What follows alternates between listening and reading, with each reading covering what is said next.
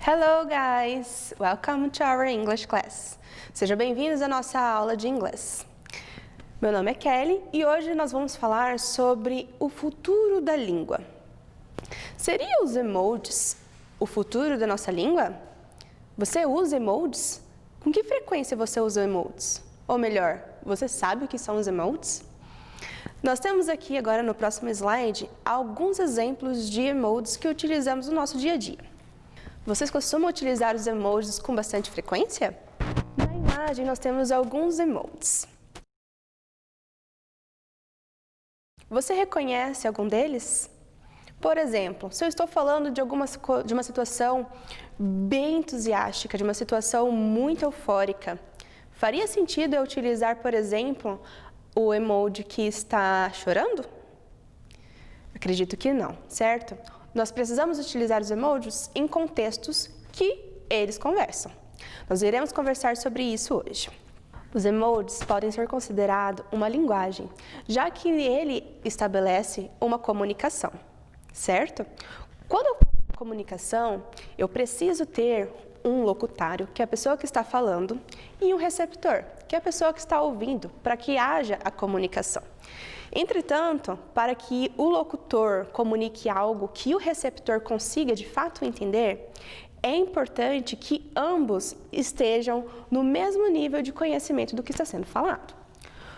Então, considerando que os emojis são uma linguagem não verbal, eles podem ser utilizados por pessoas que não falam o mesmo idioma, certo?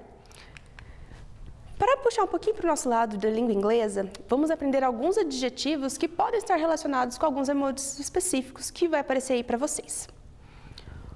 O primeiro, nós podemos utilizar a palavra happy para poder ilustrar. Já o segundo, sad. O terceiro, sleepy, sonolento. E o último, angry. Lembra da nossa última aula que eu falei assim para vocês, guys, repeat after me, para quando nós fizéssemos uma repetição de palavras e assim aprender novos vocabulários? Vamos tentar mais uma vez? Temos agora alguns adjetivos que podemos relacionar com alguns emojis. Vamos ver? O primeiro, nós podemos relacionar com a palavra happy. Já o segundo, podemos relacionar com sad. O terceiro, podemos relacionar com sleepy, sonolento. E o último, nós podemos relacionar com a palavra angry. Vamos treinar um pouco a pronúncia dessas palavras? Se eu falar para vocês, repeat after me, please, eu estou pedindo para vocês repetirem após de mim alguma palavra, para a gente poder praticar a pronúncia dessas palavras em inglês. Vamos tentar? Repeat after me, ok? Ok, let's go.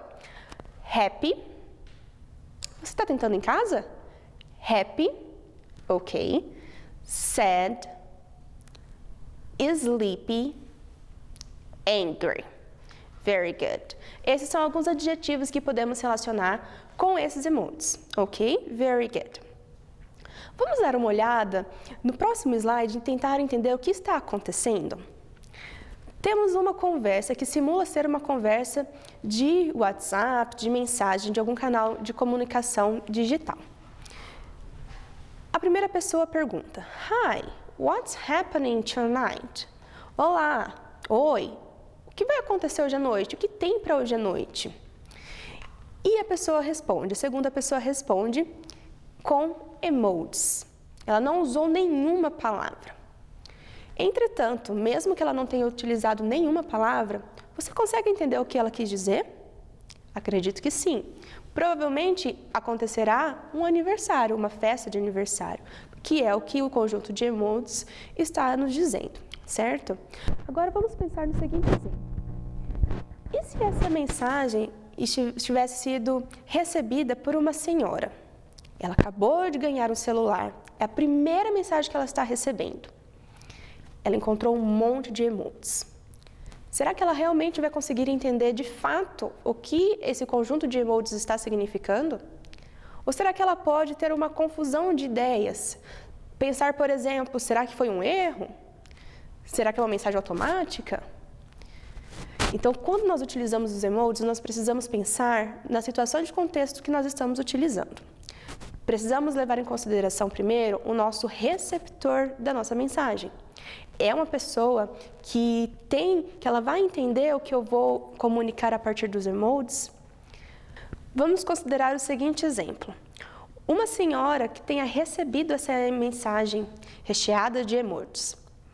Digamos que ela tenha acabado de receber um celular. É a primeira mensagem que ela está recebendo. Você acha que ela realmente conseguiria entender de maneira clara o que está sendo comunicado através desses emojis? Ou será que poderia haver uma possibilidade de uma comunicação não muito eficaz, não muito clara? Será que ela não poderia pensar, será que foi uma mensagem automática que foi enviada? Será que foi erro? Quando nós estamos falando de linguagem a partir de emojis, nós devemos considerar algumas situações. A primeira é a situação de contexto. Quem é o meu receptor dessa mensagem? É uma pessoa que tem afinidade com emojis? A segunda situação que devemos levar em consideração é o contexto que essa comunicação está sendo feita. É um contexto de comunicação formal ou é um contexto de comunicação informal? Por exemplo, numa entrevista de emprego, você está perguntando sobre horário, sobre localização. Será que é conveniente você utilizar emojis?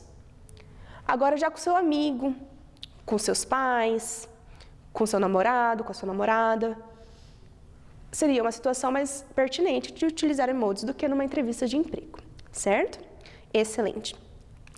Agora nós vamos falar um pouquinho sobre estratégias de leitura em língua inglesa a partir dessa temática de emojis. Vamos tentar? No próximo slide nós temos um texto cujo título é justamente The Language of the Future, os emojis. Toda vez que deparamos com textos em inglês, eu tenho certeza que o que vem na sua cabeça é eu não sei, não é? Bate um desespero, como que eu vou ler? Eu não tenho dicionário aqui comigo. Então hoje eu vou ensinar para vocês estratégias de leituras de textos que podem ser tanto em língua inglesa como em qualquer outro idioma, inclusive no português. Tudo bem? Então nós temos aqui um texto. E a primeira estratégia de leitura que nós vamos utilizar é procurar por tópicos específicos, por exemplo, título, imagem e fonte. A partir dessas informações, nós já conseguimos ter uma ideia sobre o que o texto se trata. Veremos então o título. Já falamos, The Language of the Future, Emoji. O título já traz para a gente o tema principal do texto. Então, nós já sabemos que esse texto vai abordar sobre emojis e está considerando ele como uma linguagem do futuro, certo? Além disso, nós temos a fonte. Se formos observar a fonte, nós vamos perceber que ele é de um diário digital. A partir dessa fonte, nós vamos conseguir ter uma noção se esse texto é de cunho científico, se esse texto é de cunho humorístico, por exemplo. E também temos uma leve imagem, que é nada mais nada menos do que um emoji. Essas informações já nos trazem uma ideia sobre o que o texto está falando. Essa é a primeira estratégia. Segunda estratégia, agora específico de idiomas estrangeiros, não necessariamente inglês, de qualquer outra língua. Nós vamos procurar por palavras cognatas. Você já ouviu falar de palavras cognatas? Você sabe o que é uma palavra cognata? Palavras cognatas são aquelas palavras que se aproximam da nossa língua materna, no caso do português. Então, por exemplo, se eu encontrar a palavra problem em um texto, eu vou conseguir identificar que aquela palavra problem significa problema, porque é muito próxima da língua portuguesa. Nesse texto, nós temos várias também palavras que são cognatas. A partir delas, se nós destacarmos, seja fazendo círculo, seja grifando, nós vamos conseguir ter um montante de palavras que vão nos ajudar a entender o sentido principal do nosso texto. Vamos tentar fazer isso? Se formos observar o próximo slide, já destaquei para vocês algumas palavras que são bem próximas ao português, que são as palavras cognatas. Temos, portanto, digital, que é igualzinho ao português, só muda a pronúncia. Nós temos communicate, comunicar. Nós temos o próprio emoji, que é uma palavra que a gente não vai traduzir. Express, que significa expressar. Face, que é a face. Nós temos a palavra celebrity, celebridade. Tweets, que é uma palavra que a gente utiliza em língua inglesa mesmo, no nosso contexto de língua portuguesa, que está se referindo ao Twitter, certo? Messages, mensagens, emotions, emoções. Então, são palavras que já me dão um norte para qual é o tema central desse texto. Essa seria a nossa segunda estratégia de leitura. A terceira estratégia de leitura é partirmos para as perguntas. Antes mesmo de tentar entender o texto por completo, palavra por palavra, gastar tempo e energia traduzindo o texto, nós podemos partir para as perguntas e, a partir delas, entender o direcionamento que o texto está nos dando. Por exemplo, vamos tentar a número 1. A pergunta é: according to the text, ou seja, de acordo com o texto, importante essa frase, não é a sua opinião. Queremos saber de acordo com o texto. In the digital world, no mundo digital, what do people use to express their emotions? Então, de acordo com esse texto, nesse mundo digital que vivemos, o que as pessoas usam para expressar suas emoções? Eu acredito que, com tudo que nós já vimos até aqui, com essas palavras mais importantes, palavras que estão repetindo com frequência no texto, você já deve ter uma ideia da resposta. Mas se ainda assim tem dúvida, eu te convido a procurar uma palavra-chave nessa pergunta, que seria o digital word. O que é uma palavra-chave? A palavra que tem mais força, que tem mais ênfase, a palavra que resume toda a pergunta. E procurar essa mesma palavra lá no texto. Vamos tentar? Digital word nós vamos encontrar lá no texto, na segunda linha. Conseguiu localizar? Tudo que antecede essa palavra até o ponto final anterior e tudo que sucede essa palavra até o ponto final que o sucede, vai ser a sua resposta. Mas você não precisa colocar tudo isso. Nós podemos procurar a palavra principal. E se nós fizermos isso, nós vamos encontrar nada mais, nada menos do que a resposta emoji. Certo? Excelente. Já a última pergunta diz para nós o seguinte: What was the word of the year in 2015 according to the Oxford English Dictionary? Teacher, não entendi nada. O que a gente pode fazer nessas situações que a pergunta está em inglês e você acredita que não entendeu nada? Vamos usar as nossas estratégias. Procure por palavras conhecidas ou palavras que são cognatas. O que nós temos aí de informação que eu tenho certeza que você consegue, que você já entendeu? 2015 é um número e eu sei que esse 2015 aparece lá no texto. Então, eu já uso ele também como uma palavra-chave, apesar de ser um número.